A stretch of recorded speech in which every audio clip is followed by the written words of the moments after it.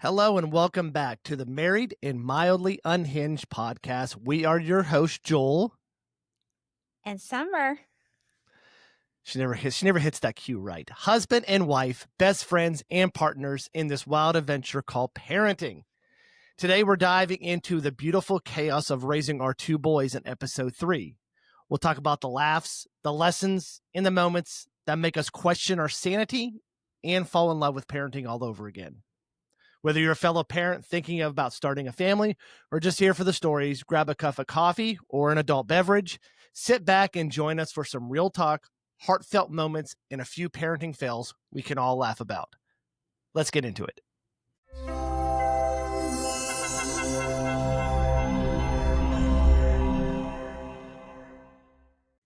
All right, we are back. Episode 3. This one is all about our boys. It's all about parenting. It's all about things we did right and things we did wrong. Summer, how are you doing today?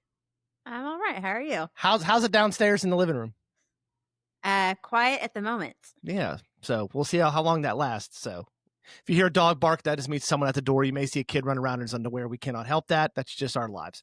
So, all right. So, thank you for joining us. Like I said, episode 3, we took a couple weeks off, had a vacation, and we're now back. And this one is all about our boys. So and we're going to talk about just as we reflect on our parenting and the raising of our boys. I actually have a list of some questions that I plan on asking Summer about parenting. Now, the cool thing is I'll be answering these too, but the cool thing is she hasn't seen these questions. So it's going to be interesting to see how she reacts to some of these. So we have about, I'd say 20 questions. We're not going to get to all of them today. So I'll kind of just pick and choose to see how long we go. But yeah, so Summer, are you ready? No. No, well, you have. No. Well, you have to be. All right. So this first set of questions is it's all about the parenting journey. So the journey of parenthood and just reflecting on what it's like being a parent. So first question, what has surprised you most about becoming a parent? I've already got silence. I guess how attached they can be to you. I never expected to have 2 extra hips. So I think that's probably what has surprised me the most. Do you think they're both equally attached to you or not? I think when Cohen, our oldest, was younger, I mean, I think he was quite a bit attached. Our youngest, Ryland, is really attached. And I think maybe when he came along, Cohen kind of pushed himself away a little bit. So. Yes. So for reference, we have a 16-year-old and an 11-year-old. I got that right, correct? How much? 16 and 11, correct? Yes. Okay, good. Got that right. I think what has surprised me most about becoming a parent is just the utter sheer exhaustion you face on a daily basis. I mean, even though our kids are older, and they can manage themselves. They can go lock themselves in the rooms all day. We don't hear from them. It's just exhausting because kids nowadays are very demanding, and it's on now. We had a whole discussion tonight of why we couldn't play spades because we didn't have time, and that we had a little meltdown over that. So I think that is what surprised me most. Is just the other exhaustion that you face that I faced for the last 16 years. I thought that exhaustion would be on the front end when you're getting up every 3 hours and feeding kids and all that. But that exhaustion continues forever until they're out of the house, which we have a few more years for that. We'll see if it ends then. Yes, this is a good one because this is right up our alley. How does our parenting styles differ at first, and how have they changed?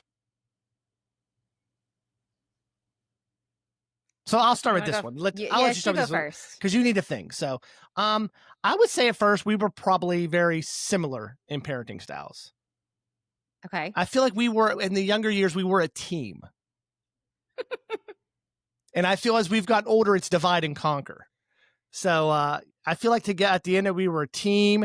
And now I think because they're older, they play us off each other. Like if I can't get something from mom, I'm going to go to dad, or dad said this, but mom said no. Dad said no, mom said yes. And they kind of play off each other. But I think at first we were I'd say we were very fortunate. Our boys were not we didn't have like bad boys growing up. We had the terrible twos like most people have and things like that. But we didn't deal with stuff like, discipline in school and fights and things like that. We never had to deal with any of that. So we haven't had any major hurdles come at us. But I would honestly think at first we were more of united and we were probably a little more strict than what we are now. What do you think, Summer? I think that's true. I think I'm probably more of the bad cop Oh yeah, you are. than Definitely. You are you back are, up. Joel. Yep. Yep. Yeah, so they know if I say no, which obviously I do say a lot of, they need a yes day. Yep. Yes, I do like the word no. Yes. And then they know where to go. Yep. And then it's always, well, daddy said I could. Yeah. So then we argue. Yes. So yeah, I think you're right. I think starting out, I think we were pretty much the same Mm-hmm. before they could talk. Yeah.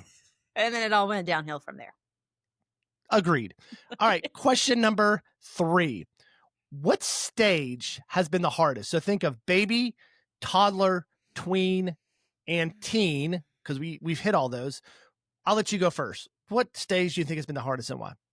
I thought I would probably say teen, but I believe the tween I has been believe the too. hardest. Yes. I think it's been more mouthy Mm-hmm. when they hit the tween stage. I know our 11-year-old's not there, but I think he is there, even though he's just 11. Yes. I think Cohen, when he turned 16, I think that he grew up a little more. I Mm-hmm. could tell a difference since he started driving and all that. Mm-hmm. But yeah, I definitely believe the tween Yeah.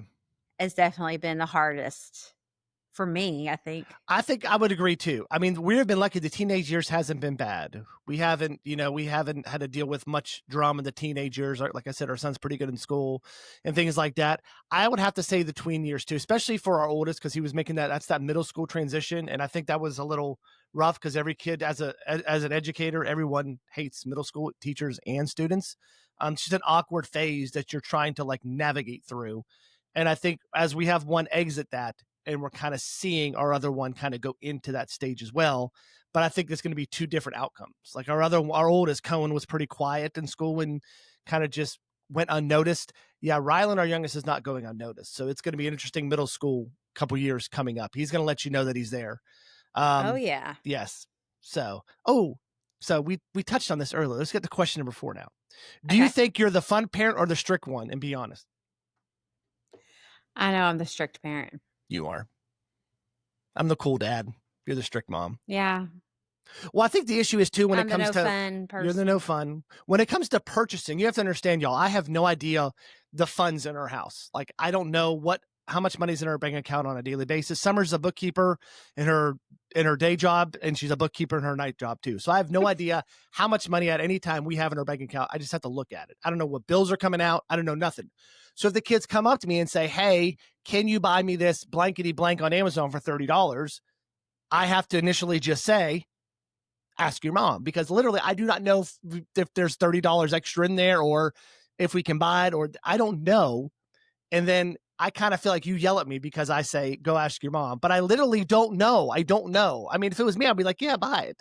And then I get in trouble saying, don't buy anything else. So I think that's kind of what makes you the strict one, is because you are the finance connoisseur of the house. And I'm just out there just throwing Well, money I'm left not and sure right. if you really call me go ask mom. I think you have another word for me. What do I say? What did you say yesterday? Did I say go ask upper management or something? Yes, go ask. So yeah, so we run our house like a business. So Summer's like upper management. I'm like the general manager of a restaurant. I'm just responsible for day-to-day operations, cooking, cleaning, making sure people get out of the house, fed, whatever. Day-to-day operation. Summer's big picture, like vacations, purchases, logistics and stuff. She handles all of that, packing. That's big picture. I don't handle any of that. I'm day-to-day. I'm just the general manager of the house. She's the regional manager, vice president, CEO. So that's how we run the show here. So there's literally sometimes I don't have the power to make decisions or answer questions. So is that true? That is very true. See, I told you. All right, last question on this topic. What's something you swore you never do it as a parent, but you totally do now?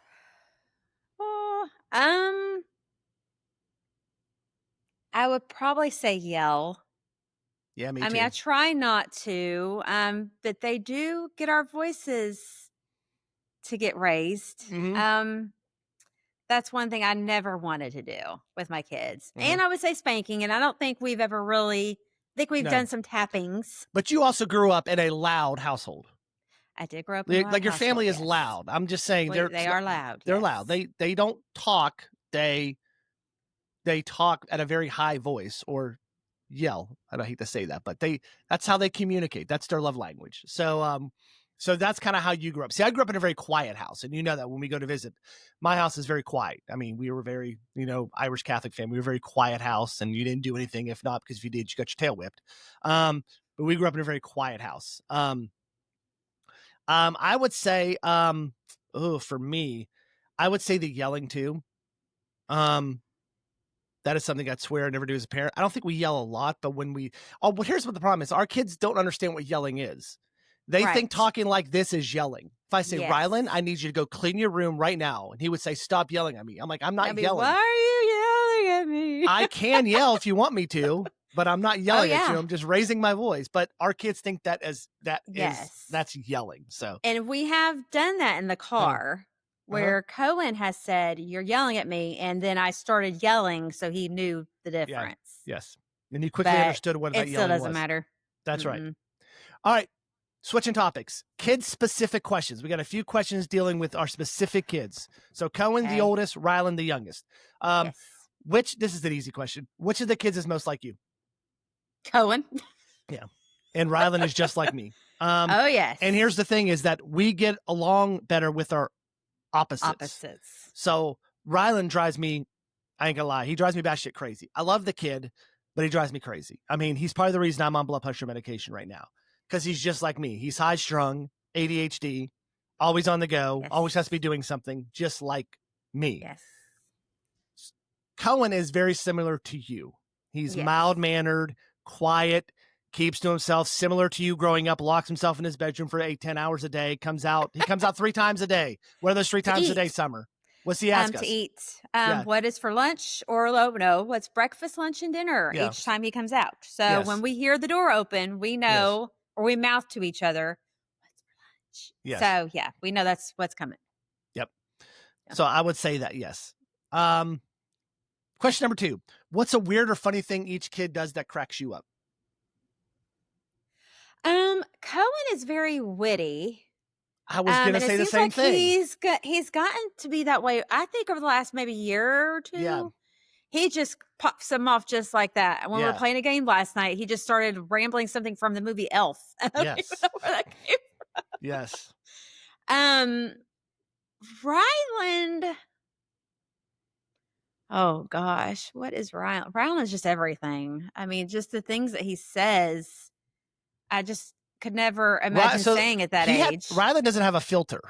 No filter. So anything that's on top, anything that's free to talk about, he will talk about. He has no sense of embarrassing himself, or he has no sense of knowing when is something inappropriate. Exactly. So yes. Yeah.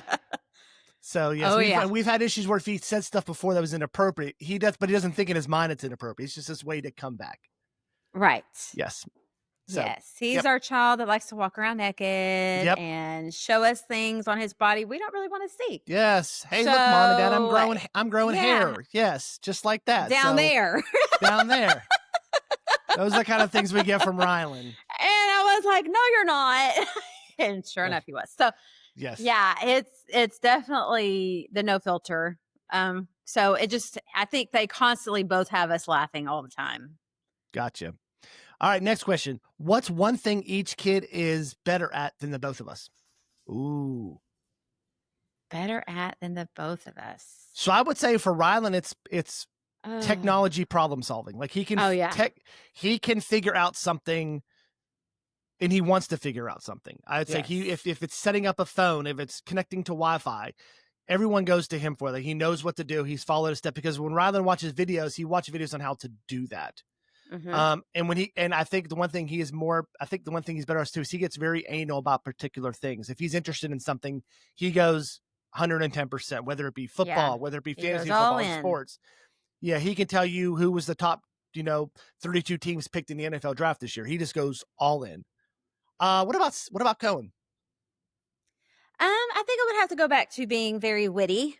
Mm-hmm. I definitely can't come up with things that he comes off as fast as he does. Mm-hmm. I mean, I have my moments, but no, just I think that, and he's more social at this age than I was. Sorry, there's dogs. Yep.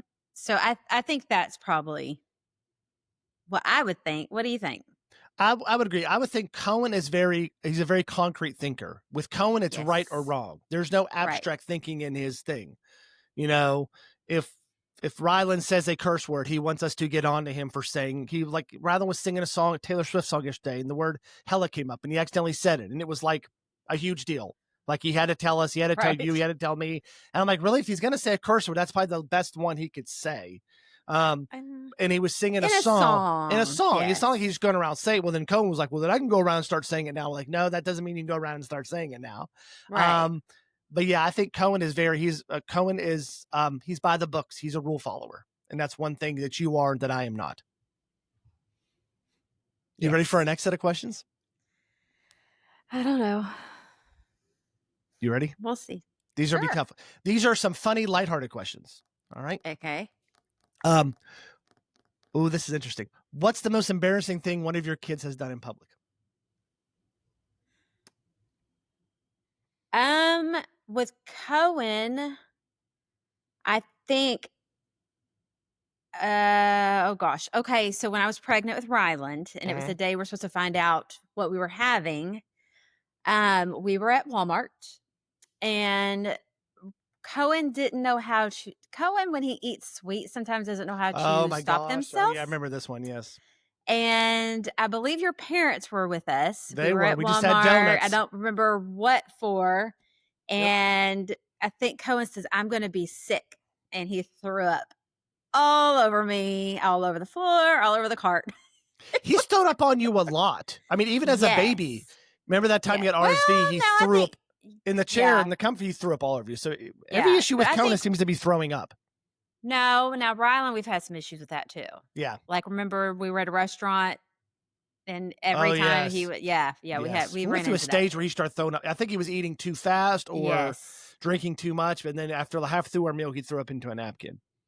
Yeah. Rylan, what is one thing he has done in public that? Oh my gosh, there's so much. So I guess I'll talk about the school incident. So yes. So he was at school, and he has a little kid in his room. They have a little love-hate relationship. Sweet girl, but they have a love-hate relationship. And Rylan has a tendency to constantly show his butt crack when he's walking around. He's got a high butt crack. He's like his mom. And you do have a high butt crack. And he constantly doesn't like to keep his pants pulled up. And so you're always seeing the top inch of his butt crack anymore. And the girl in the lunchroom yelled over and said, "Rylan, I'm tired of looking at your butt crack." And Rylan said, "The reason you see my butt crack is because my big blank is pulling my pants down." In the middle of the lunchroom in 5th grade.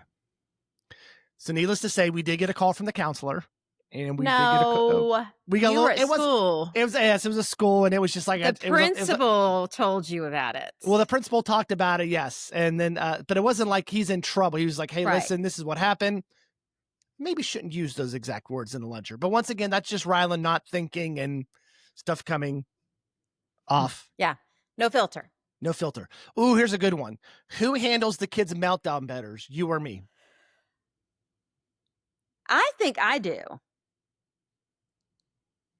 Yeah, I would agree. Yeah, because when you get worked up, you start getting, I mean, you're loud. Yes. You're loud already when you talk, but you just get louder and more angry. So I think I tend to handle it a little bit better than you do.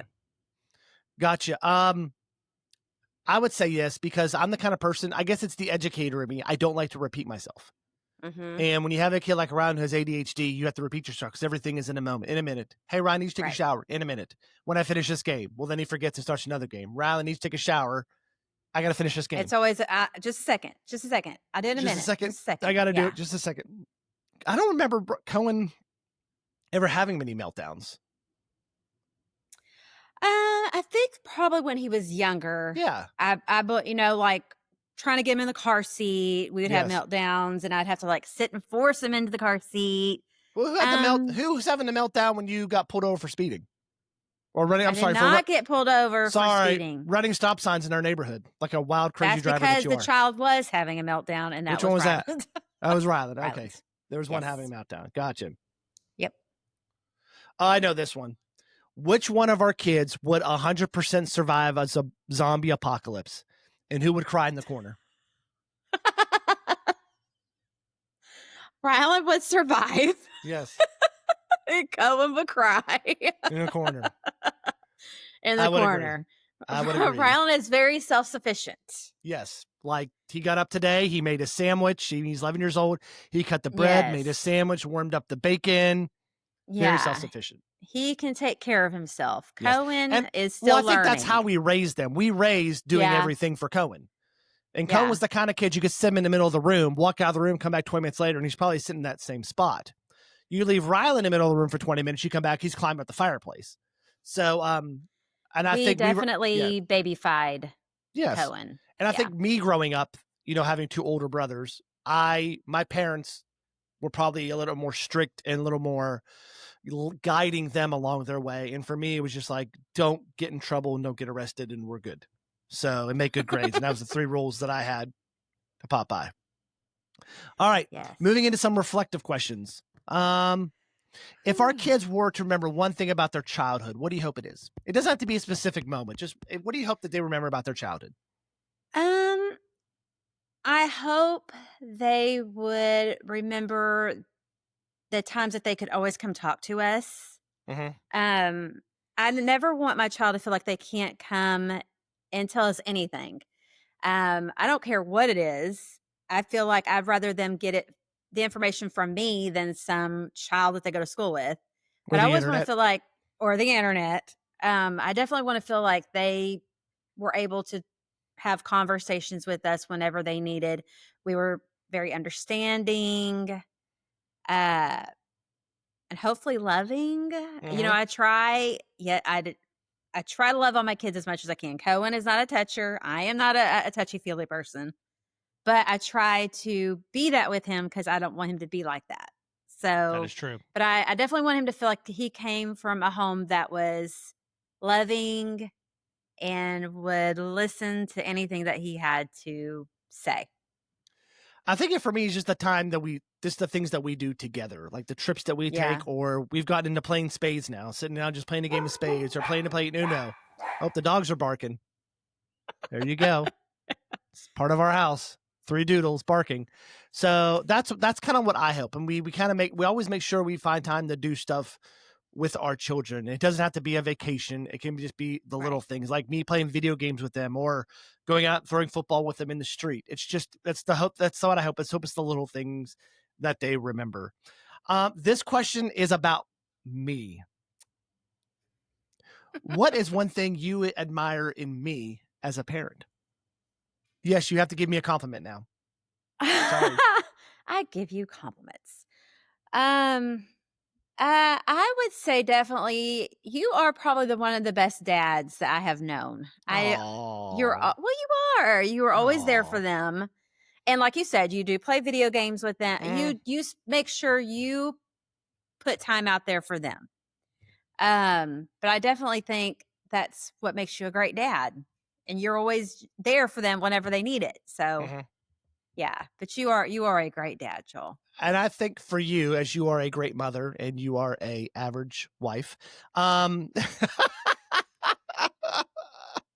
always tell her that all the time. I said, you can never tell me I'm not a good dad. I may not be a great husband, but I'm a good dad. So I turned it.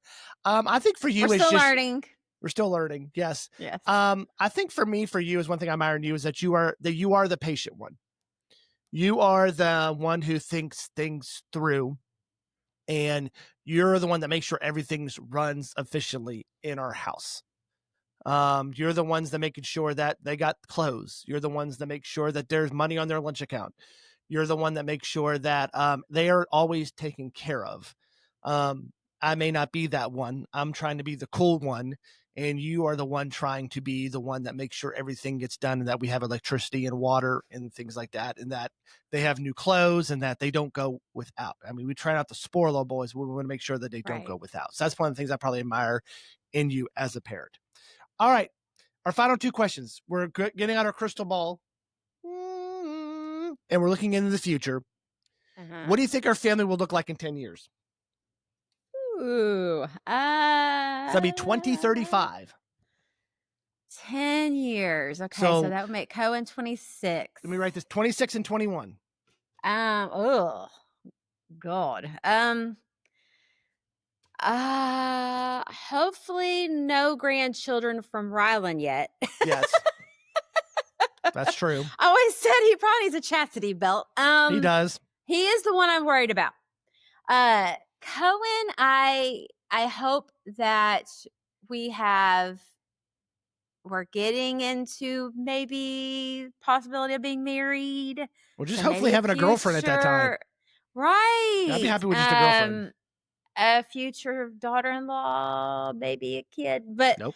all boys in our I don't know about family. Cohen. But Ryland, there's just no telling. Nope. I just don't know. It's interesting. I feel like every day is something different, and I never know where we're off to. Yeah.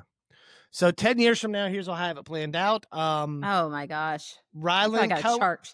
Cohen will be 26. Ryland will be 21. I'll be on my second marriage with a 28-year-old woman. Summer will be single and living in a shoe. And I will be supporting. My second marriage, I'm marrying for money. That's right. Love first time. So she'll be married to I see her married to a doctor or a lawyer. She's got a good sugar daddy. And younger. No, yes. I see him being older because he's going to be a sugar daddy. So, yeah. So, no, I'm kidding. 10 years. I hope that I'll be retired in 10 years. Me too. So, yeah, I could retire in like 4 or 5 years. Hopefully I can be retired from education in 10 years, but not done working.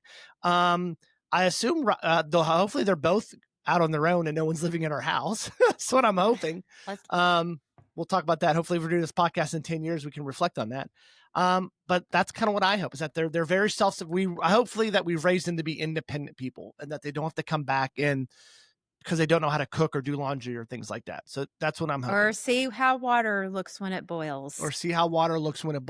We've had that incident with why you can't eat ramen with a spoon. Just different things like that. And the last one, we have some traditions. What are some traditions you want to continue as they grow up? We have traditions? We have, like Christmas traditions and things like that. Oh, I mean, which one? I mean, I know that like on Christmas Eve, we go eat breakfast with each other. I mean, I hope we get to do that still. I mean, I know they're probably going to be having their own families. Are you going to be okay with them not being around on holidays? No.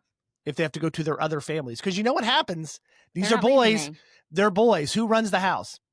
The girls. Me. So when they get married, they're going to listen to what they're going to listen to what their wives have to say. And they're going to do what their wives want them to do. We'll see about that. That's what I mean. Why am I in Little Rock, Arkansas right now? Because of you. Because you said, I am not moving to South Carolina. If you want to be with me, you got to move to Arkansas. And look where I'm at. 25 years later. Yep. So, yeah. All right. Anything else you want to say before we head on out for this episode? No. Nope.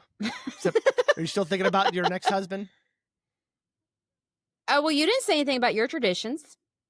Oh, sorry about traditions. I hope that we can make traditions as they get older, we get to make new traditions. Like we meet somewhere once a year, whether that be at a beach house or just somewhere where we start making our own traditions. Because I know as their families grow, they're gonna want to make traditions with their families. I mean, you have a lot of traditions in your family where you eat Thanksgiving, Easter, Hanukkah, Yom Kippur, the third Friday of every month. You have traditions to where you meet and all 300 of y'all get together and talk and then argue and then talk some more. So hopefully as we get older, we can make some more traditions with them. I Is that a hope wrap? so. That's a wrap. All right. We want to thank you all for joining us on the Married and Mildly Unhinged podcast today. Before you leave, don't forget to hit that subscribe button and that notification icon, as new episodes will be coming out every week, and we want to make sure you are aware of them. And once again, thank you for joining us, and we will see you again on another episode. So long, everyone.